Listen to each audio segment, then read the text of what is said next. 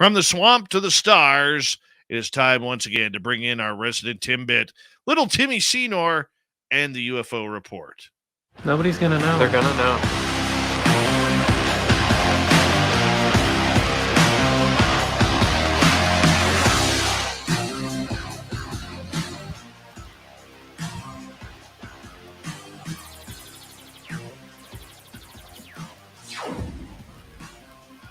Big Bad Tim, it's good to have you back on the show, buddy. How you been doing?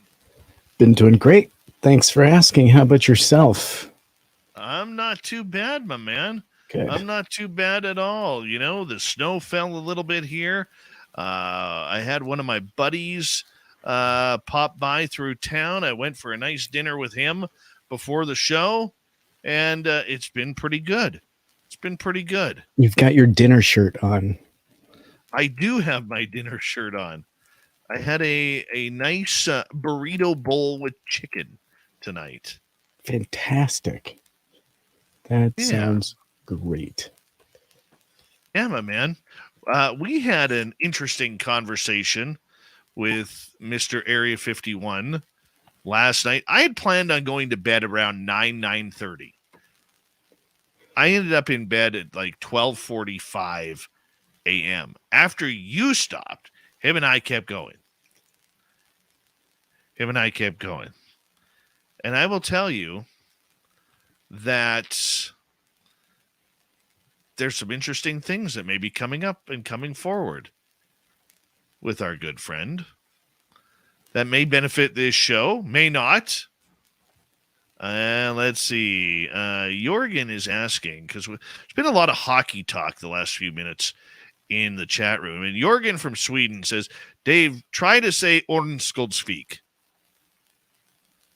Let's see. I covered the Vancouver Canucks.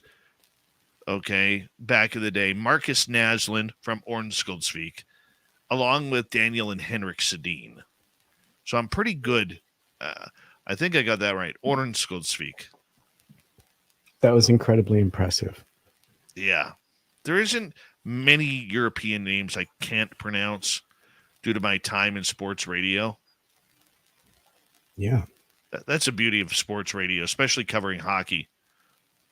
I am excited, though, Tim. I am excited. I am Jorgen gives me some thumbs up for that. I have a fetish for watches.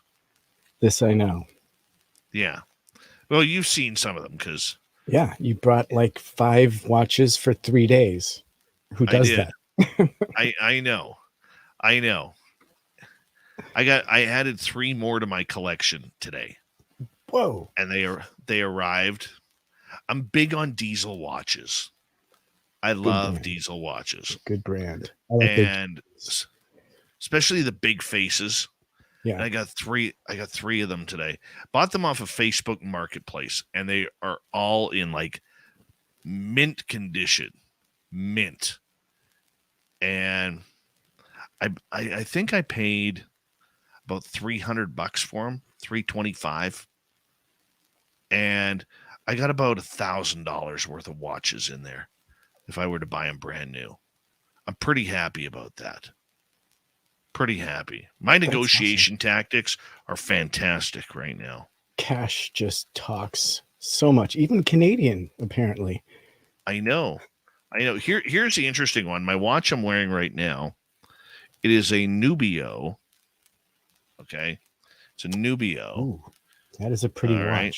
Yeah. It is. And you know what this one's called? There's only 1,000 of these in the world. And trust me, I can't afford the big watches, okay? Okay. Like I doubt I'll ever own a Rolex or a Tag Heuer or anything like that, or even a Breitling, even though my dream watch is a Breitling. But this one here, my boss gave it to me because he knows my fear of sharks, and this watch is called the Megalodon. Oh, that is so cool. And if you look on the back of the watch, you will see that it is actually in the shape of the jaws of a megalodon mouth. Yeah, that is super cool. That is super Yeah. cool. You would appreciate something like that so much. I totally dig that. Very good. Yeah. Very Closest I'm getting to a megalodon right there. cool. Wearing Closest one I'm on your getting. wrist. I like that. Wearing one on my wrist. Yes. This Yes. guy. This guy. I'm that guy. You are I'm that that guy right now. I love I'm that guy. I love Me that. too. Me too. All right. Well, enough of the watch talk, because I'm still pretty stoked over that. We do have some UFOs to cover, and you got some really interesting topics for tonight, because we have been saying for a while here, where's Lue Elizondo? Where has the man who's been the face of ufology the last 3.5, 4 years disappeared to? And here he is popping up on an article from the Liberation Times. Let's get to it. Our good friend Chris Sharp bringing us a gem. And so, yeah, I get to kick off the new year by eating my words, because I think one of my statements was I didn't think we would be hearing from him, but here he is. And so he's bringing to light this. And so I'll just go through the topic. And the question is a UFO Church committee coming to Congress? Lue Elizondo says he would support creation of a new committee to, quote, get to the bottom of this enigma. And so before I dig into the story, I'll just briefly explain what a church committee is. It's a congressional committee specifically charged with investigation of abuses of power or misconduct within the government. So a very specific committee being formed for a very specific purpose. And so Christopher Sharp is bringing us this hot off the presses. It was released today. And so following the signing into law of fiscal 2023 National Defense Authorization Act and its UAP provisions, former ATIP director Luis Elizondo has told Liberation Times that he would support the idea of establishing a committee which could quickly and accurately get to the bottom of the enigma.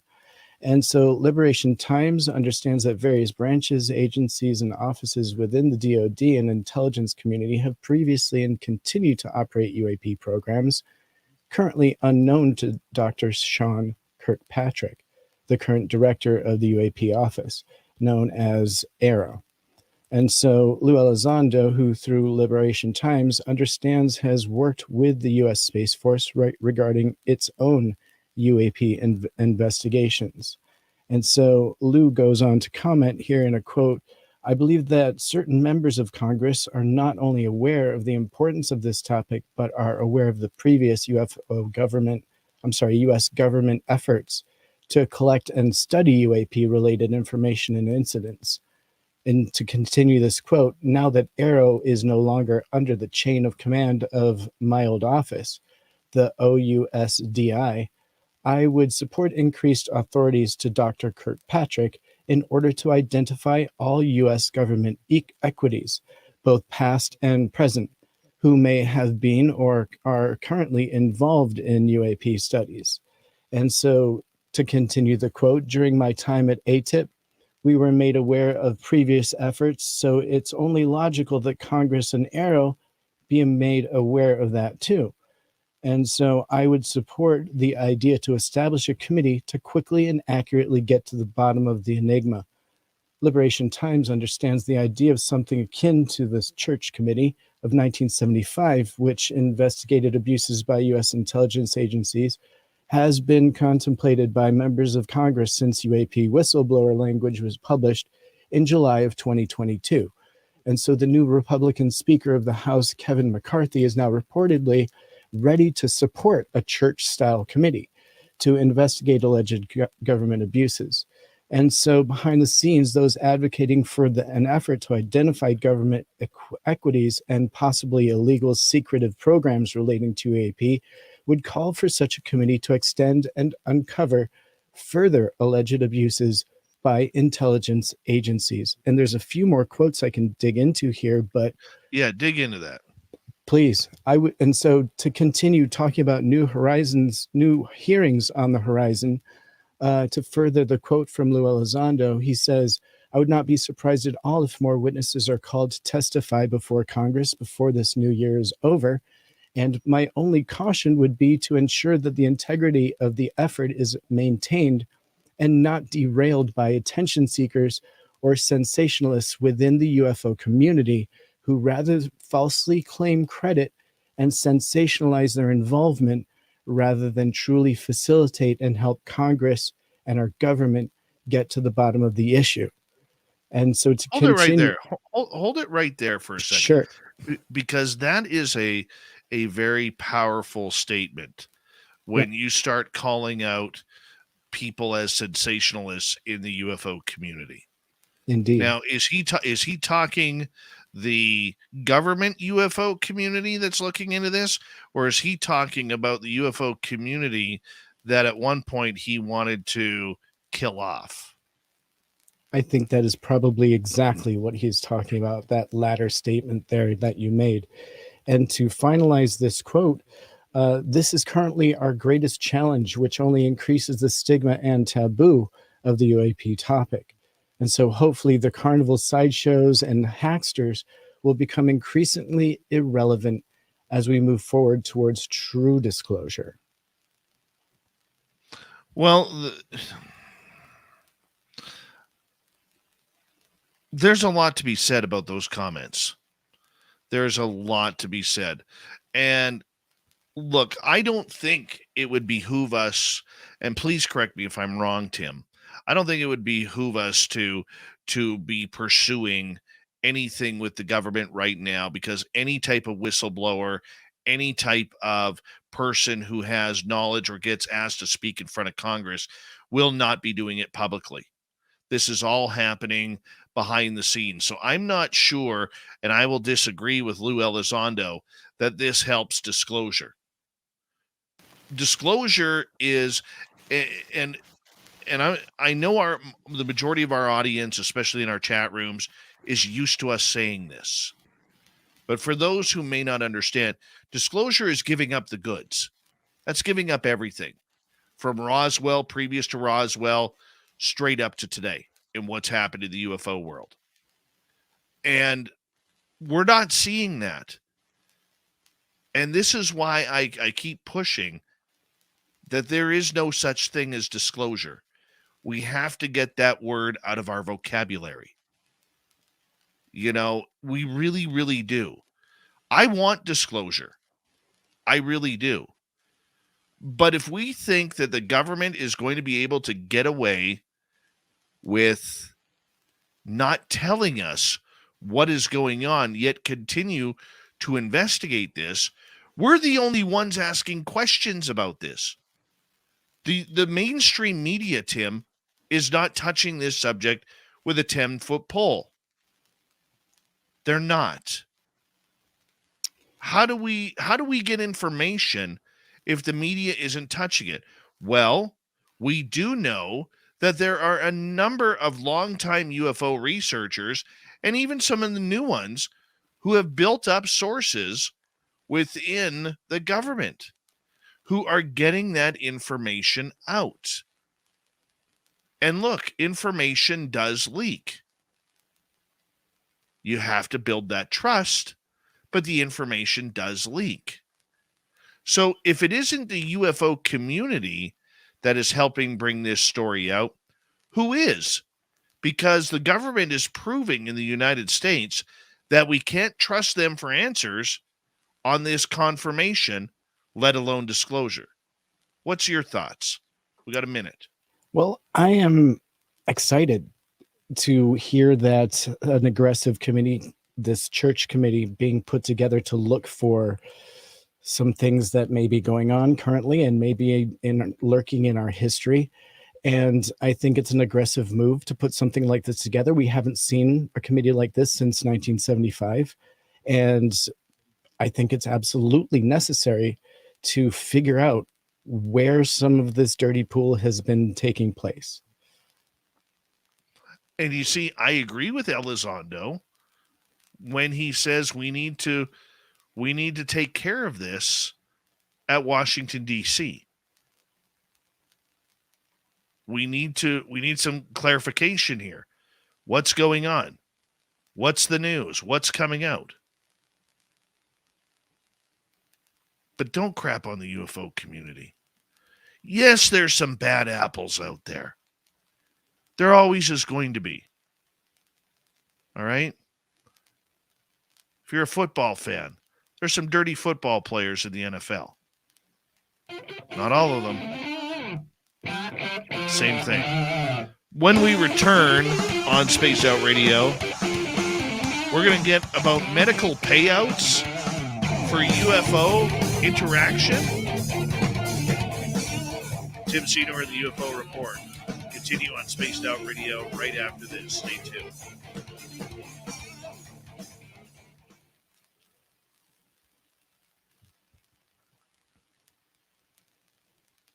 See, to me, Tim, and I like Lue. I really do. I really do want to believe that he does have the best intentions. Okay, I really want to believe that. But when you make comments like that you want to have comments within the UFO community restricted, so that way it follows more of the narrative. Well, I think specifically what he's saying is that he doesn't want the effort to be derailed by attention seekers or sensationalists. Okay, he may go on to define that as sensationalists within the UFO community who rather falsely claim credit and sensationalize their involvement rather than truly facilitate and help Congress and government.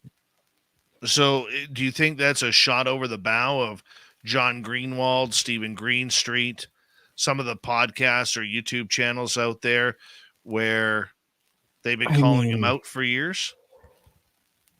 It doesn't really say podcast community. It says UFO community. I mean, I would think that would include the entire community. You know, I don't know. Nothing screams out anything in particular here. You know, I think it's the squeaky wheel that gets the oil, right? And so maybe it's those squeaky wheels that he's talking about. You know, the people that obviously that just have their heads down on this topic, and we don't really hear from them very often. Those are the people that are working in a positive way towards getting results. The people that spend more time talking about it than doing anything for it, perhaps, is what he's talking about, that are more interested in the community than the topic almost. Does that make sense? Like UFO Twitter, for example. I mean, I don't actually visit it. I don't know what it is, but I'm assuming it's where people talk a lot about UFO. And so I think it could be that sort of thing that potentially could derail information getting to Congress if it, you know, I don't know. I'm totally hypothecating here. No, and I mean, I'm curious to see where he would be going with that. Yeah, I mean, is he aware of people like, I mean, I don't know. I don't even want to name names, but I mean, there are people that I feel potentially have their best in their selves as being their main interest. Like they don't have altruistic goals in the field. And I guess it would be the people that do sensationalize the little nuggets of news that we get that your community understands and takes in stride. But you do see other people get out and really bandwagon that and create a whole episode on a topic. And I don't know, I guess profiting on it very obviously, and maybe not even going like they're soft journalists, even if they're not real journalists, I guess soft media people, you know. Do you know what I mean? I think you know exactly what I mean. I know where you're going with that. Yeah. I know where you're going with that. And, you know, the one complaint I would have with Lue is he tends to be painting the entire UFO community with the same brush when it's many different brushes that need to be made. You don't hear the Grant Camerons or the Richard Dolans or the Peter Robbins or any of that 25-year plus crew hammering him on social media about everything. You don't even hear the majority of ufology going at him. All right. What you do hear is a specific crew of people who are trying to get their own questions answered. Some of them do have an agenda. All right. That they've, the documentary on Lue, take that one, for instance. There was so many holes in that. It had more holes than Swiss cheese in it.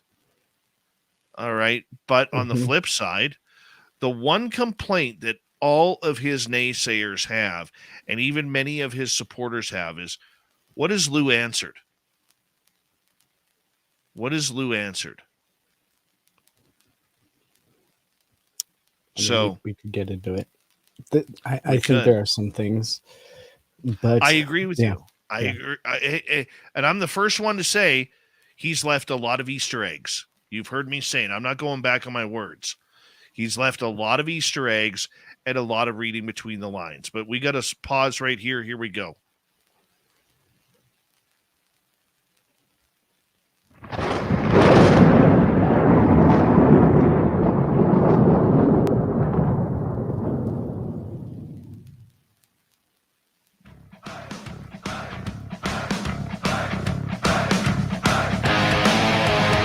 We've rounded third. We're heading for home tonight on Spaced Out Radio. My name is Dave Scott. We're writing the UFO report. I want to remind you that if you missed most of this show or others, check out our free archives by going to youtube.com/Spaced Out Radio. Do old Davey the favor, hit that subscribe button. Our website is spacedoutradio.com. We have a plethora of features for you. Rock out to Bumblefoot, read the Newswire, check out our swag as well. Follow us on Twitter at Spaced Out Radio, Instagram at Spaced Out Radio Show, and on TikTok at Spaced Out Radio.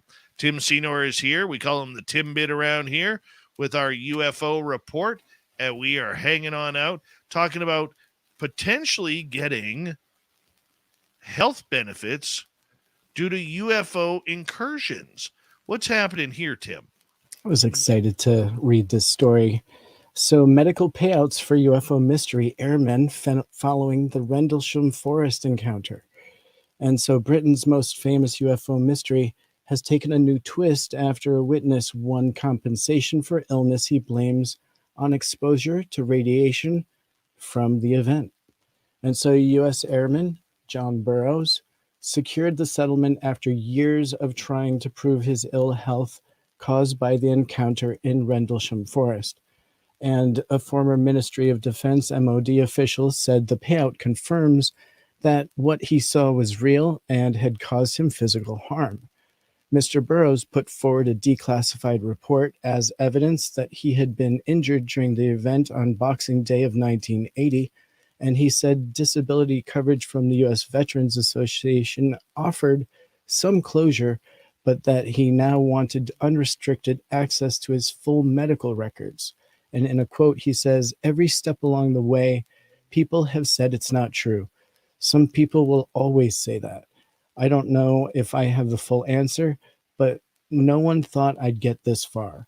And so, along with Jim Peniston, he was the first to investigate mysterious lights near the east gate of RAF Woodbridge in England.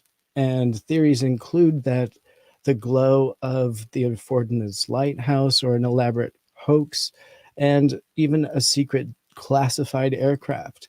But now, even though they were in the past denied access to the records dating back to 1979, in fighting his case, Mr. Burroughs used declassified study codenamed Project Condign, in which Rendlesham is described as an event where it might be postulated that several observers were possibly exposed to unidentified aerial phenomena, radiation.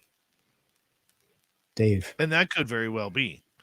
And, my question is, if the British government is doing this, is this setting precedent for it to all of a sudden happen within the United States or other countries of people who have had interaction or close encounters with UFOs. You know, I mean, Rendlesham is the one we know about, Tim. You know, and that happened in 1980. We haven't heard another report since then. But if we can believe the government that they do have crash retrievals, what kind of radiation are those giving off? If we believe the government, you know, I mean, what about the American soldiers that encountered that craft at Rendlesham? Because that it was a joint British US base. Still is, I believe. Yeah. Yeah. You know, so, I mean, there's a lot going on here, man.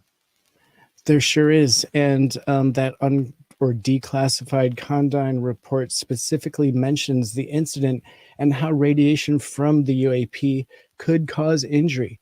And John was able to furnish that document along with a few other pieces of information dating back to the incident when a radiation reading found levels to be significantly higher than normal. And Mr. Burroughs, who suffers heart problems and has a pacemaker, said, "I'm very happy we finally have some closure on this." And Condign explained that there is a phenomenon that the governments of this world are well aware of. And the question is where it comes from. And I think he's right. This is pretty big. I think he's right too.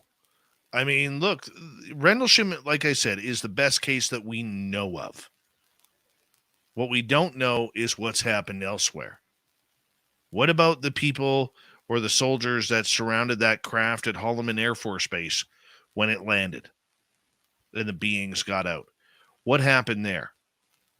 What's happened with, like I said, crash retrievals, whether it's at Wright-Patterson Air Force Base, Area 51, Dulce, New Mexico, Dugway in Utah?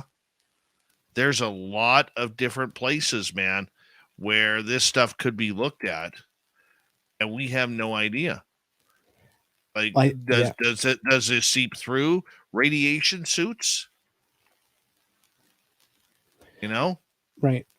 I just think the fact that he won this case and that he's getting access to his medical records is massive, because it is, in its own way, it's kind of a win for the fact that this really took place and that there is a result from interaction with UAP. This should be, you know, another big feather in our hat. This is a win, not just for John Burroughs, but for everyone involved. It just goes to prove the validity of that case even more so. The question is, will this lead to more information about Rendlesham to come out, or perhaps other situations like this? Because if other retirees from the military see that they could get a pension over this, what about those that haven't disclosed what's going on yet? Great point. This is going to get interesting.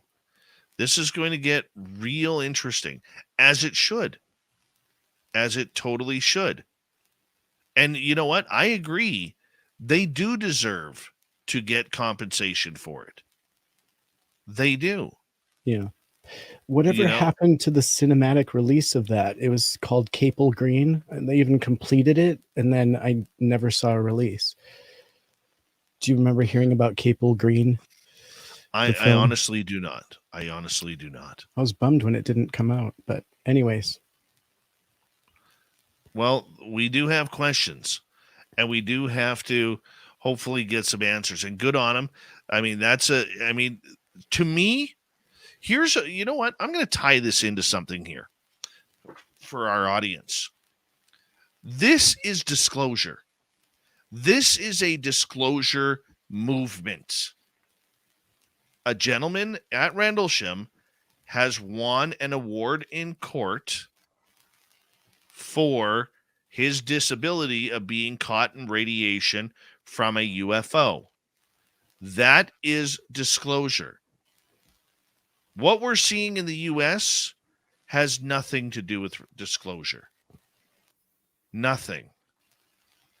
What we see here is one of the puzzle pieces that we can now turn over find out what color piece it is and where it matches on the board of edges. Because that's all we have is the edges. Yeah.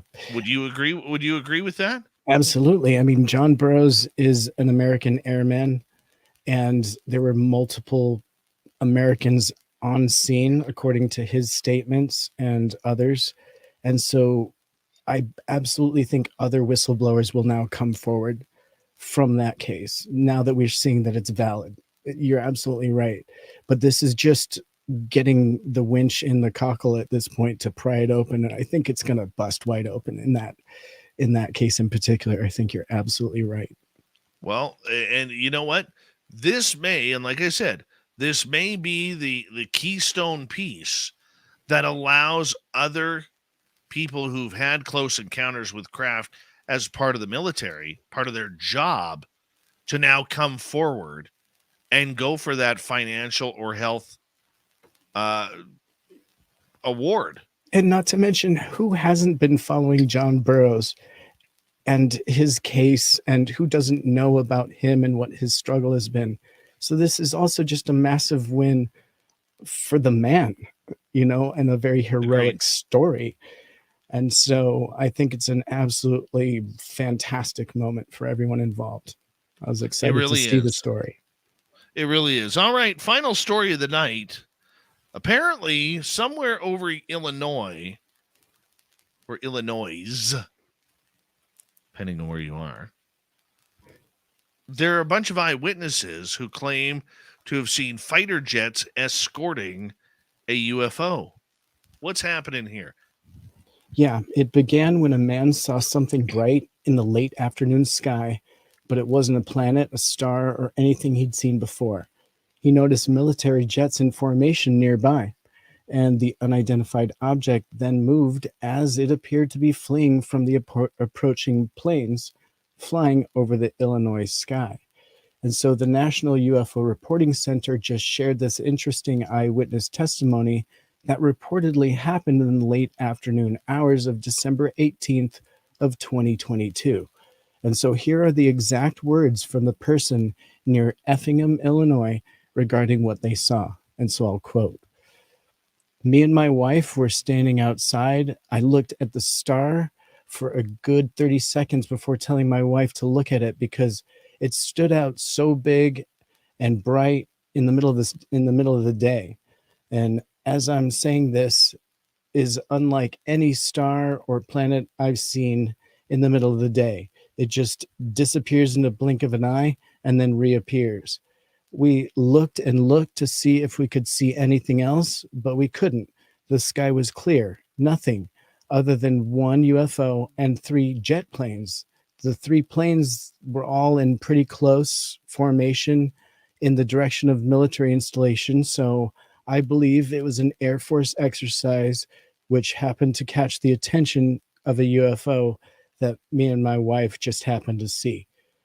And so I believe he's referring to Chanute Air Force Base located in Champaign County in Illinois. And I would believe that the person possibly mistook another military aircraft for UFO, except that the UFO military does not have a craft that can suddenly disappear and reappear. And so what entity was this, and what are their intentions? And what do you think of this witness report? Because we've heard of bright lights in the sky that appear and reappear and then have to mysteriously 2 or 3 military jets following close by. It's another one of those reports, Dave. What are your thoughts? Well, I'm gonna put it this way, because once again, you and I have a friend who really wants to start talking about some of these sightings in the sky that look like they're UFOs, but really aren't UFOs. Okay. And I think that a lot of times in a situation like this, I'm more compelled to believe that this is one of those aircraft that we're not supposed to know about that is being escorted to a different place. So, look, This could be something that is headed to Wright-Patterson. This could be something that's headed out to Utah or Area 51 in Nevada. This is where we are not going to know. The public is not going to know. We're going to assume it's a UFO because we've never seen that before.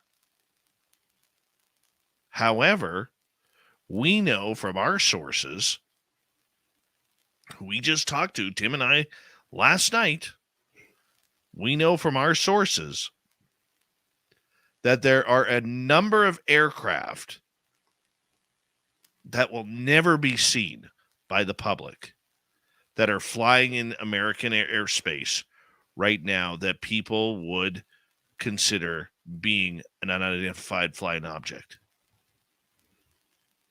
But And okay, go ahead. I was going to say, but there are those percentages of these cases that even he says are absolutely unexplainable, and the way some of those UFOs move are they fit a pretty good mold, a classification, if you will. And so things that disappear and reappear, typically, if that's really what's happening, we don't have the tech for. And so something like this, if it legitimately is reappearing and disappearing, more than likely, I mean, even in our friend's opinion, would probably be something special. You don't think we have cloaking technology? Well, cloaking and legitimately disappearing and reappearing.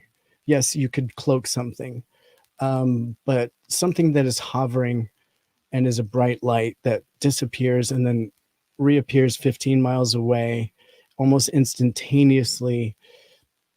If it is truly the same object, we don't have that, right? We don't have the ability to travel that quickly in that amount of time and stop on a dime. I don't believe that we do, with having a human on board, at least.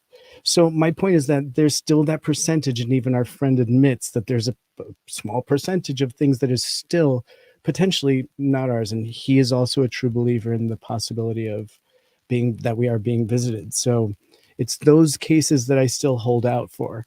And he does too, and so do you. And that's why we're all still talking about it, because even in the days of Richard Doty, where it was his job to disinform the UFO community, and there are still obviously people still planted in the community doing that. And when you hear somebody just say blanketly, all this stuff that you're seeing is just our tech, that is exactly what Richard Doty was doing in the 90s and on through the early 2000s, and could still be doing today, even though he's retired, quote unquote. So I'm always eyes open on every case, even the beams of light that are more than likely frost crystals in the air casting lights over the skies of Las Vegas. I'm still open to new information that could prove me wrong. The skies of Russia, the things that I'm seeing over there, well, I'm open to anything there. I'm not close enough to know. And so when there's multiple reports that look good, I'm all over it. I'm open to it. And so this is another one I'm open to. But yes, potentially it could be ours, and I'm always open to that possibility. You know what sucks is I used to have that same attitude until we met our friend. And now it's kind of like, oh, really? Now I got to be more skeptical. You're cutting into my woo time here. I think this is healthy for you. I think this is a healthy way for you. I think this is very good. It's going to balance you, because for me, it balances me too. I think we need that balance. Everyone needs that balance. But at the same rate, you can't blanketly believe everything any one source says. You can't even believe your own eyes. I saw something incredible with 8 family members and myself, 9 witnesses. I still don't know if that, I have no idea. I have no idea what it was. So yeah, it's a tough topic. It is a tough topic, especially, with your experience, that is much more up close and personal. And so I'm surprised for someone that has your kind of background to accept what our friend says is that everything is potentially ours. Like, you should be the first guy that's like, no way, because I just met this guy. His name is Carl, and he has blue eyes, and they're this big, and his skin is green, and he glows. Excuse me. So, you know, Trust me, I did bring up the landing to him. I did, and I said, well, you know what? I don't think the U.S. government is going to land a craft and have its lights turn on and off at my command in Mission, British Columbia. I don't think that's going to happen. I really don't. I think they have 300 plus million citizens that they could have that experience with over some Canadian dude, you know? So at least that's the way I'm portraying it. And you know what? You know, our friend has really opened up our eyes to what's going on there and what's happening. And you know what? It is a little disheartening because and we should tell the public specifically, a lot of our conversations that we have with this person, and Tim's had them, I've had them, we've had them together. A lot of it is no comment. A lot of it is, I can't comment on that. I will not break my NDAA on that. I will not break anything on that. We're pretty good now, though, about knowing yeah. But he still shuts us down. Yeah. He shuts us down quite a bit. Yeah. And, you know, he's got to protect himself. He's got to protect his family, his retirement package, and the oath that he swore on. He has to. You know, but it's all part of what comes together. It's all part of what comes together, my man. It's been a very, very intriguing UFO report. It has. Thank you for the conversation again, and your chat also. Thank you very much. It's been a pleasure. The chat has been lighting it up lately. They've been doing a great job. Yeah, they've been doing a great job, except for that Leafs in 6 guy. You know, anybody who, you know, the only thing the Leafs can do in 6 games is lose a series. I'm just going to say that. I'm a soccer fan. Well, just kidding. You know, I'm not a soccer fan, actually. It just had 6. I know you hate it. It's the Antichrist. I don't have time for sports, buddy. I wish I did. But hey, as soon as my kid is old enough, he'll be playing soccer, I promise. That's terrible. Why wish that on a child? Do you not like your children? No, he could play hockey if he wants, but I don't know. He calls them sissies, and he's just, I don't know. I'm just kidding. That is a joke. That's it. He would never. Vegas, now that Vegas has ice in it, the gloves are coming off. You and me, Timbit. You and me. It's on. I'm going to give you my Popeye muscles. It's on. Oh, you're driving me nuts. Thanks, Tim Senor, for a great UFO report. We'll talk to you in a couple days' time. We got Mr. Ron Bumblefoot Thal rocking in the background with Little Brother is watching. Bumblefoot is the official music of Spaced Out Radio, rocking us in and out of every single show. Get your horns up for the guitar god himself. Special thanks to everybody listening in at home, at work, in your cars, wherever you may be. Thank you to everyone in our chat rooms tonight. YouTube, Twitch, LGAB, Facebook, Spreaker, the Space Travelers Club, and on Twitter at hashtag Spaced Out Radio. I know you're out there somewhere. Remember, this show is copyright by Spaced Out Radio and SOR Media Ventures Limited. Thank you so much for choosing to share your evening with us, because together, my friends, we're watching. We own the night. Mr. Bumblefoot, we need a favor. We need you to take us home.